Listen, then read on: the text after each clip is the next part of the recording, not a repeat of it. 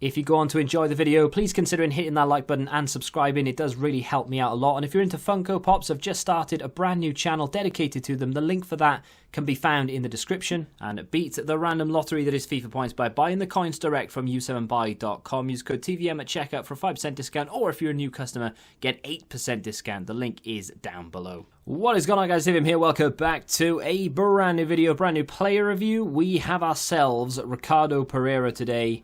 He looks a little bit spicy. I was saying in 6 o'clock content yesterday that I did use Pereira for my centre-back for a little while. And then I dropped him because Puyol came out. And then, literally like an hour later, went and packed Ricardo Pereira.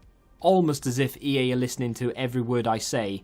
And they were like, well, now that you've fixed the problem by spending a lot of money on Puyol, we're going to give you a card that would probably have been a better or more use to you than Puyol is, and he's untradeable, so good luck with that.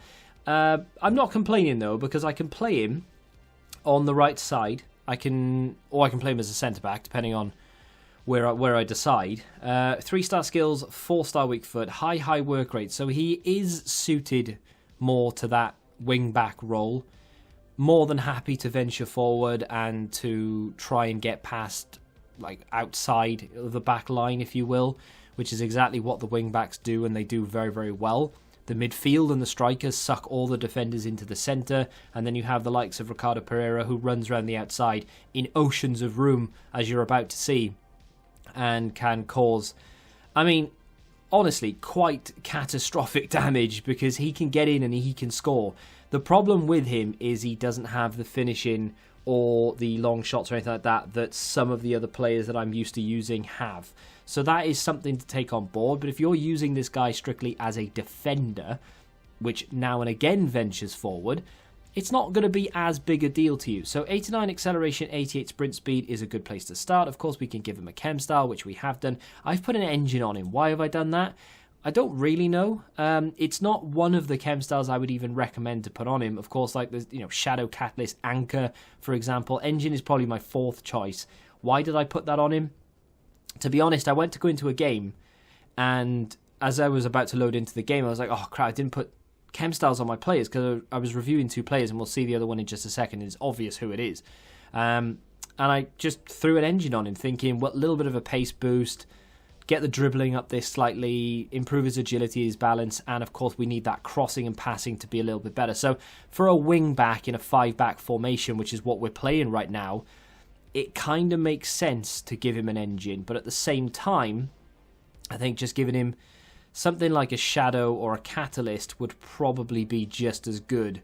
I'm trying to find... Shadow gives him a 92 rating as a right back, Catalyst only an 89, and then engine is only 88. So yeah, on paper, it doesn't read too well. Like I said, I've used the base Pereira a fair bit. Not crazy amounts, but a fair bit. He had a good sort of, I don't know, 20, 30 games for me. Because I only recently started using him, because I recently changed into the 5 at the back formation and needed a pacey centre-back. So I thought, well, I'll put Pereira there because he links to, I think it was, is it Fofana? Future Stars player, Fofana, the objective card, linked to Pereira. And I could have used him today to review this guy, but decided against it because my defence is kind of decent the way it is. I like playing Zanetti as the centre-back. I think I might actually switch them around now because Pereira's untradeable. I might put Pereira as my centre-back and use Zanetti as the wing-back like I have done for God knows how many games. Not as a wing-back necessarily, but a full-back. There's the Oceans Room I'm talking about, and when you give him an engine, you now have the 95 crossing to be able to put balls into the area. The problem with crossing, not just for Pereira, but in general really, is that it's just not very good. Unless you cross into a completely open area where there's only one player, and it's your player, the chances of you actually getting on the end of it from a genuine cross, not from a low-driven or a double-tap pass or anything like that, if it's an actual cross that you've whipped in to try and get onto the head of the striker, it's not likely going to really work out. I mean, not say it won't work out, but it's not likely to work out. It's not the meta, that's for sure, and people don't tend to play it. So with his crossing being as good as it is a bit of a waste, really. I didn't mean to go all the way back there, by the way, just something that happened. I wanted to go back to the edge of the area, but ended up going all the way back to the defender, and eventually we do get the ball forward here with Pereira, and I do like the way that he darts inside, plays it across, and it's a really nice goal in the end. We've managed to make it work right from the back to the front. He's good at dribbling, like in a tight, confined space.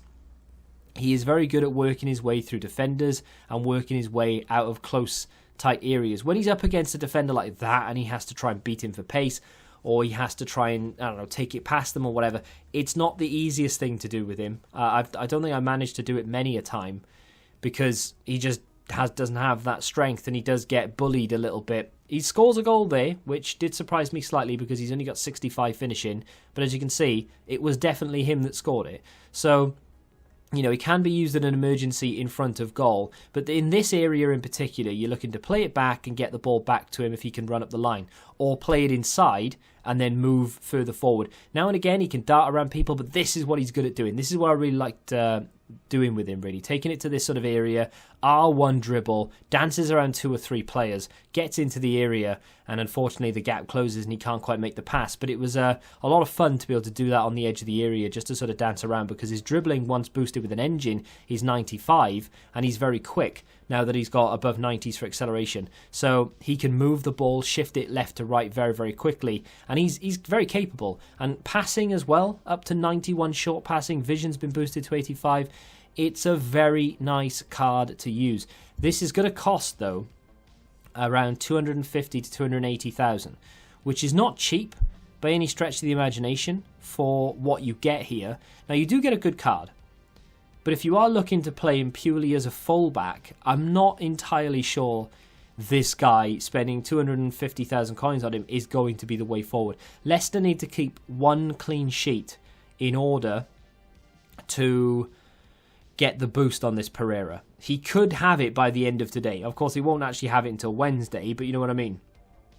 All they need to do is keep a clean sheet against Brighton later this evening, and it'll be done. So we'll know by the end of the day whether he's got the upgrade or whether we have to wait until his next game to find out if he could potentially get it. So with an upgrade, I think you'd be looking at an even better card again. I would actually be very tempted to use him as a centre-back, and I'm going to try that out shortly.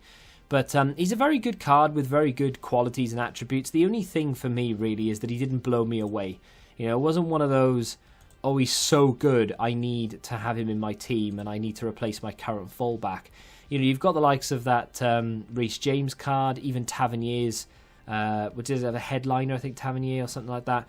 There's plenty of cards out there that would and could match up to the quality of this. And I'm talking Dalot, for example. Dalot's right back AC Milan card is very, very good and compares to Pereira on every level and even beats him for some as well. So, good card, but be interesting to see what happens if and when he gets that boost. Let me know what you think of him in the comment section down below.